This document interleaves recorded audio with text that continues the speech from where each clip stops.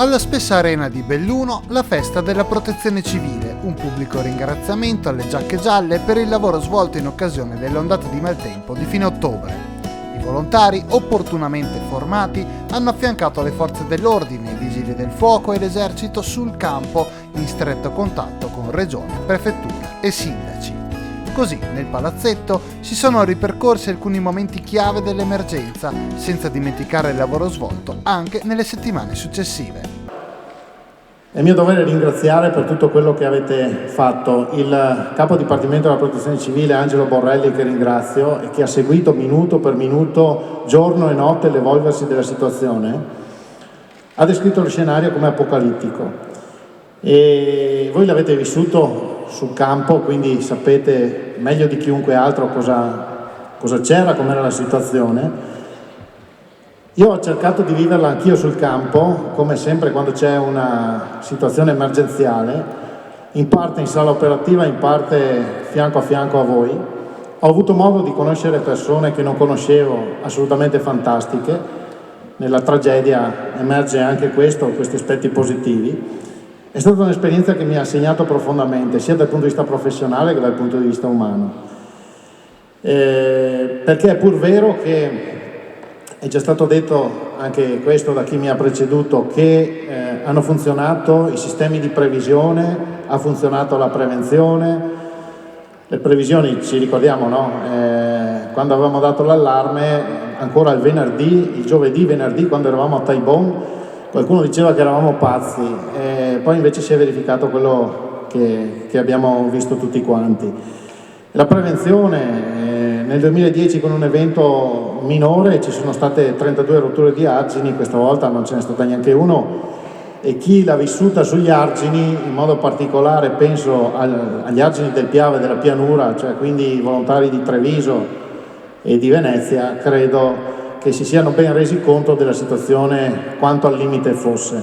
Però i nostri modelli di previsione ci garantivano che la piena sarebbe passata, fatto salvo il rischio di una rottura arginale, che però non c'è stata proprio grazie alle opere di prevenzione. Abbiamo investito 900 milioni di euro in questi anni.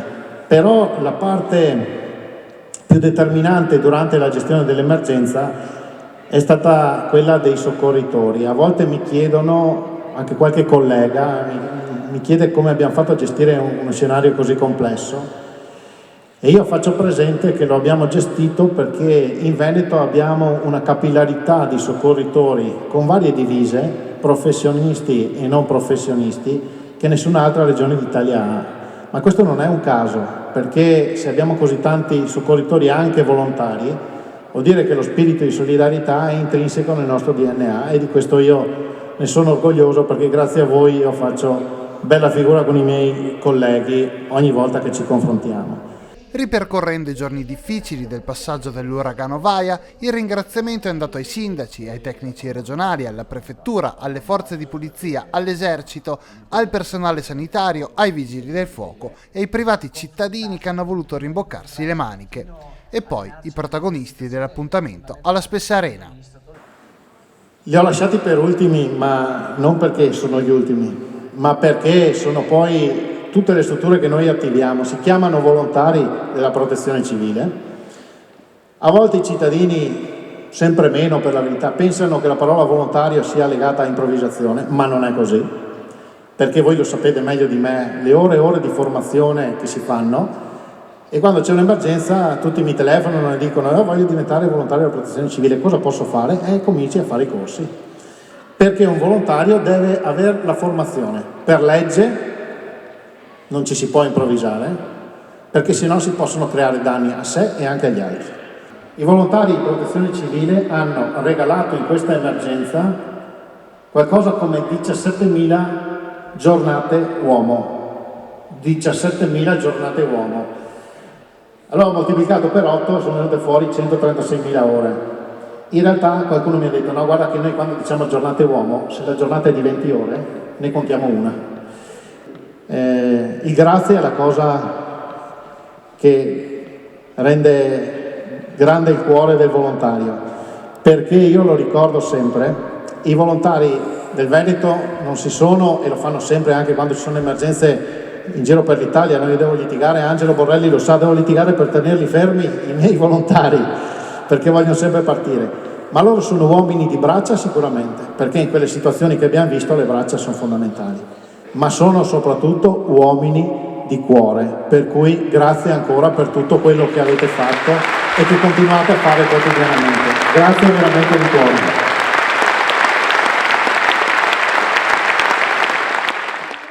A sottolineare l'eccezionalità dell'evento di fine ottobre è stato anche il capo dipartimento della Protezione Civile Nazionale Angelo Borrelli, che ha riconosciuto il valore del lavoro svolto in Veneto.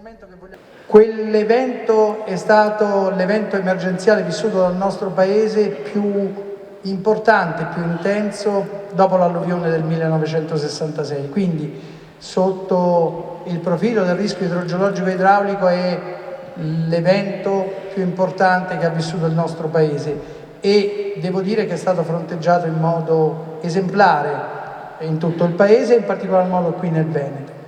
Voglio ricordare che la Regione Veneto ha richiesto immediatamente l'attivazione del Servizio Nazionale di Protezione Civile con la dichiarazione dello stato di mobilitazione delle risorse nazionali. Abbiamo lavorato, voglio ringraziare, oggi non vedo, ma voglio ringraziare anche il prefetto di Belluno, Francesco Esposito, che ha coordinato l'impiego delle forze statali in questo territorio.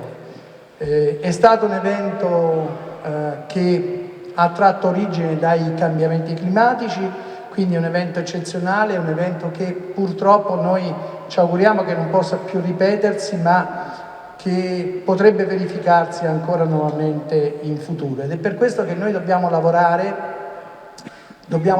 anche con il contributo vostro, di ogni volontario e di ogni volontaria, per migliorare la nostra capacità di organizzazione, di prevenzione.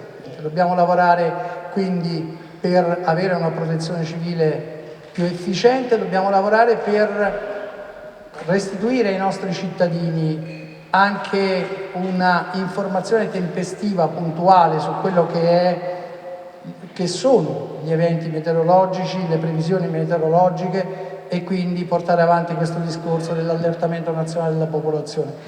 Forse voi l'avrete sentito dire, io ne ho parlato anche durante l'udienza del 22 di dicembre da Sua Santità Papa Francesco, è un progetto che stiamo portando avanti e credo che ci possa portare, fermo rimanendo tutto il sistema di allertamento che è un sistema federato, regionale, a creare la comunicazione di ultimo miglio. È uno strumento che vogliamo mettere a disposizione dei colleghi delle regioni, dei sindaci, delle istituzioni, quindi migliorare il sistema di allertamento. E da ultimo voglio ricordare che in questa regione si sta lavorando fortemente per ripristinare le infrastrutture e le strutture danneggiate. Sono felice che il governo abbia deciso di stanziare risorse cospicue, oltre 3 miliardi e 100 milioni di euro, in un piano straordinario triennale affidato alla gestione della protezione civile. Un terzo di questo piano, di queste risorse, sono state assegnate alla Regione Veneto e in questi giorni con l'assessore Bottaccin, con il collega Nicola Dell'Acqua, con tutti quanti i tecnici della Regione stiamo lavorando perché questo piano possa prendere forma sotto forma di interventi da realizzare sul territorio. Presidente, è una bella festa anche per gli alpini questa. Sì, direi di sì. È un momento che la Regione ha organizzato e la voglio ringraziare per dire un grazie. Qualche volta credo sia giusto anche dire grazie, veramente, perché quegli eventi di fine ottobre, primi di novembre, soprattutto qui nella provincia di Belluno, sono stati veramente devastanti. e posso dire con soddisfazione che la risposta dell'Associazione Nazionale Alpini con i suoi volontari di protezione civile è stata veramente tempestiva e immediata ed è stata capace di rispondere, insieme ovviamente a tutte le altre forze della protezione civile, in modo idoneo, perché io sono stato sul sabato successivo e già diciamo, il territorio, anche se era ancora con i segni di devastazione, ma il territorio aveva cominciato un po' a rivivere. E soprattutto l'associazione ha dimostrato ancora la sua forza di solidarietà e sussidiarietà, sono arrivati molti gruppi da fuori. Sì, e questo è quello che mi ha fatto ancora più piacere, perché stimolati e segnalati dal Dipartimento ci siamo mossi non solo con la componente veneta ma anche con le componenti delle altre regioni e veramente la risposta è stata notevole, perché se guardiamo il consuntivo dei numeri abbiamo avuto oltre 1600 volontari impiegati e abbiamo avuto quindi quasi il 50% dell'intervento e della forza di volontariato. Lei nel suo intervento ha sottolineato l'importanza della previsione. La previsione è fondamentale, perché se noi non riusciamo a prevedere un evento, ovviamente con i limiti dell'incertezza che c'è, non riusciamo né a fare l'azione di prevenzione né tantomeno riusciamo a gestire in tempi rapidi l'emergenza nel caso si verifichi. In questo caso la previsione è stata perfetta. La previsione è stata perfetta, accennava anche l'assessore che c'è stato un momento di tregua nel maltempo e invece sono state continuate le azioni di gestione dell'emergenza, perché era previsto che ci sarebbe stata poi la raffica di vento. Ovviamente non si poteva prevedere in che punto e con quale intensità, ma sapevamo che stava arrivando una tempesta di vento di proporzioni molto grandi. Per quanto riguarda la prevenzione è stato fatto un superbo lavoro negli anni precedenti. Negli anni precedenti è stato fatto un grosso lavoro nel rigimentare i corsi d'acqua, nel costruire le briglie, e in questo ha operato anche l'Università di Padova col gruppo che lavora nel settore della previsione del rischio idrogeologico. E adesso bisogna ricostruire, ci sono parametri nuovi da considerare? Bisogna ricostruire, chiaramente l'esperienza di un fenomeno è la base per ripartire. Ovviamente occorrerà fare delle opere aggiuntive, prima di tutto ripristinare le opere che sono venute meno, perché le briglie in qualche caso sono da svuotare, da ripulire. Abbiamo tutto il problema del paravalanghe, perché ci sono chilometri e chilometri anche molto vicini a centri abitati e strada di comunicazione in cui i paravalanghe sono rimasti distrutti, quindi sicuramente al termine del periodo nevoso si dovrà ricostruire questo, ovviamente con dei criteri legati al fatto che il territorio si è modificato notevolmente. Il cittadino che cosa può fare per aiutare l'istituzione in questa opera mastodontica? Il cittadino ovviamente deve avere fiducia nelle istituzioni, perché noi lavoriamo, noi compreso anche la parte scientifica, lavoriamo per aiutare il cittadino in questa opera di previsione, prevenzione e attuazione delle valutazioni del rischio che andiamo a fare. Quindi deve avere fiducia in quello che è stato fatto e in quello che sarà fatto nel futuro.